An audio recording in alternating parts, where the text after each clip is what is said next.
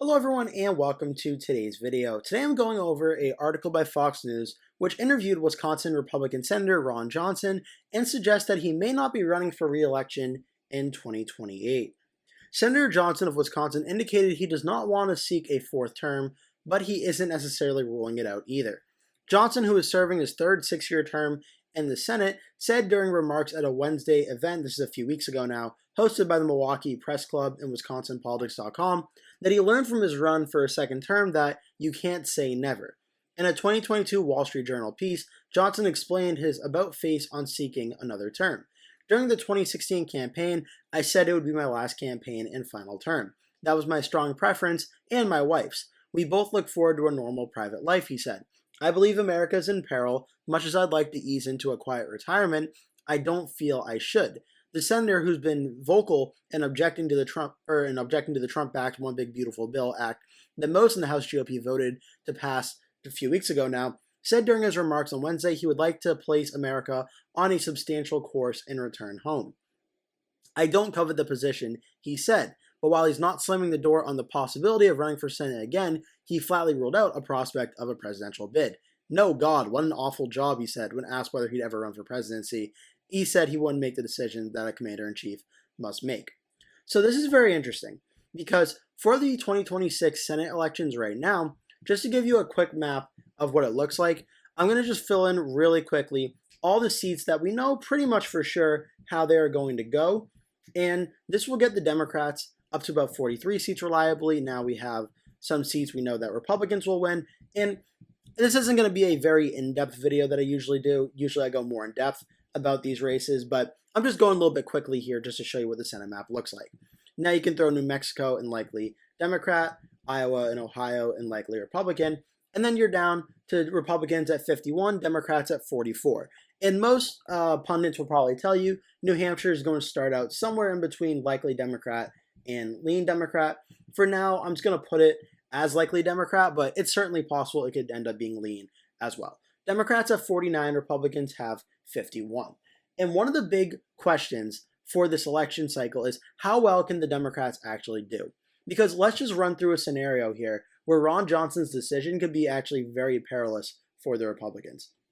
For one, we have the open Senate seat in the state of Michigan with Gary Peters retiring.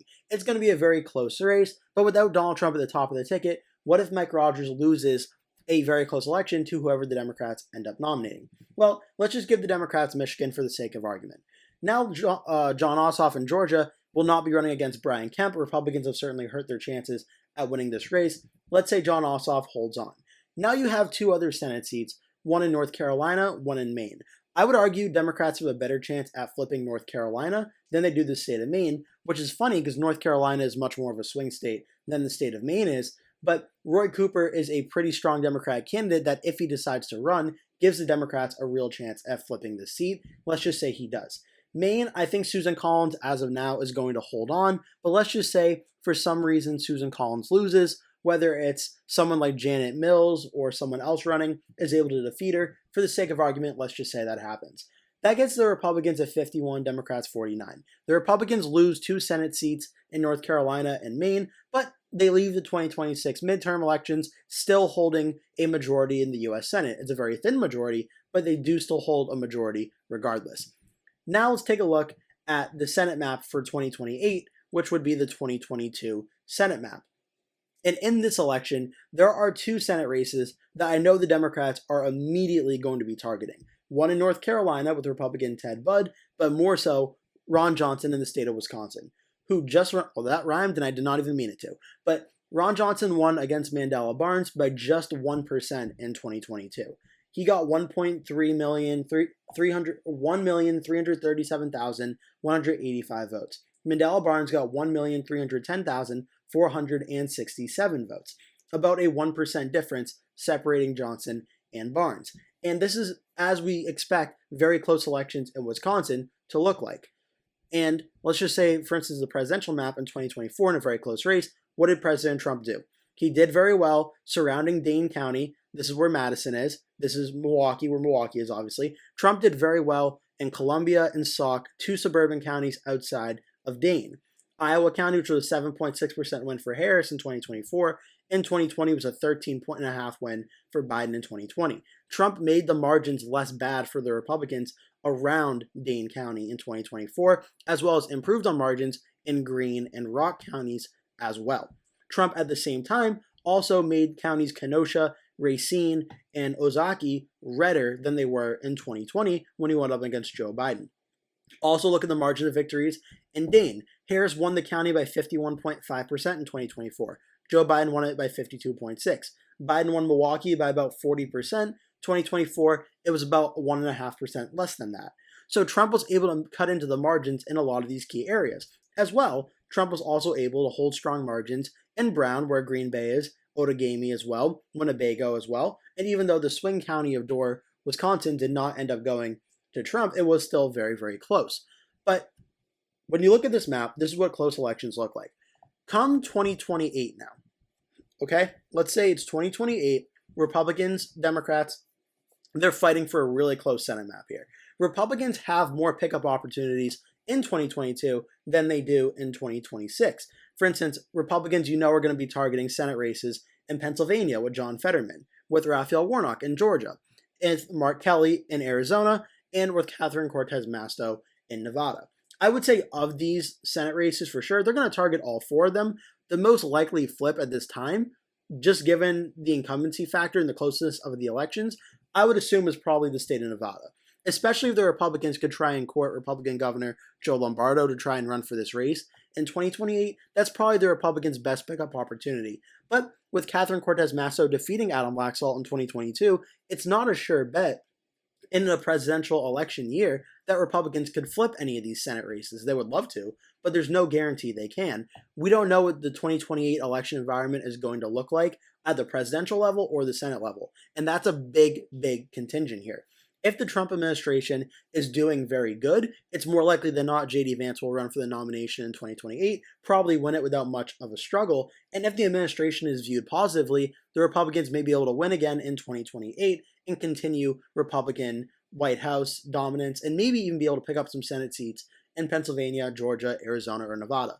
What if the opposite happens? What if the Trump administration is viewed so negatively, either J.D. Vance still decides to run, but he may lose the general, or he decides not to run because he knows his chances of winning are very low? Well, then we have all of our eyes on the state of Wisconsin and North Carolina. Two toss-up states at the presidential level, and two Republican senators that could be in for a tough time. Ted Budd won by 3.2% in 2022. If, as a Republican, I would be less concerned about Ted Budd losing in 2028, I would be much more concerned about Ron Johnson losing in 2028. Seeing as he only won by 1 point last time, in 2022, which was supposed to be a good Republican night going into it, it didn't really end up being that way. It ended up being more like a 50-50 midterm. The overturning of Roe v. Wade, I think, played a very big factor in that. But it ended up being a very close race. Ron Johnson would be running for a fourth term in this election. He would also be pretty old by the time that he does. He's already expressing doubt if he would actually want to run. So 2028 could be a very dire situation where, let's say going into it, the Republicans have a 51-49 advantage. Well, if the Democrats were to flip this Senate race in Wisconsin to their side, that would get a 50-50 Senate map, assuming the Democrats hold every other seat that they have. That would be 50-50. Whoever wins the presidency decides who wins control of the U.S. Senate. So not only is it very important for Democrats and Republicans to have a very strong 2026, but this news of Ron Johnson, if he does not run, it likely will not have a Republican candidate as strong as Johnson and opens the door to the Democrats potentially flipping this seat, which, again, depending on how 2026 goes, may be enough on its own to flip the Senate. But let's say, hypothetically, for instance, maybe Susan Collins holds on in Maine. Okay, well, does that mean Republicans are totally out of the woods? Actually, no, because then what if North Carolina flips? What if Roy Cooper wins in 2026 and Democrats have such a resurgence in North Carolina, Ted Budd ends up going down in 2028? Well, then Wisconsin and North Carolina would get the Senate for the Democrats. This is a very interesting scenario, and Ron Johnson's potential talk about not running again in 2028 could have very significant dire consequences, where you look at the 2026 Senate map and the 2028 Senate map, and leaving the 2024 election, Republicans are probably thinking we could have control of the Senate for like 10, 15, 30, or 20 years or so.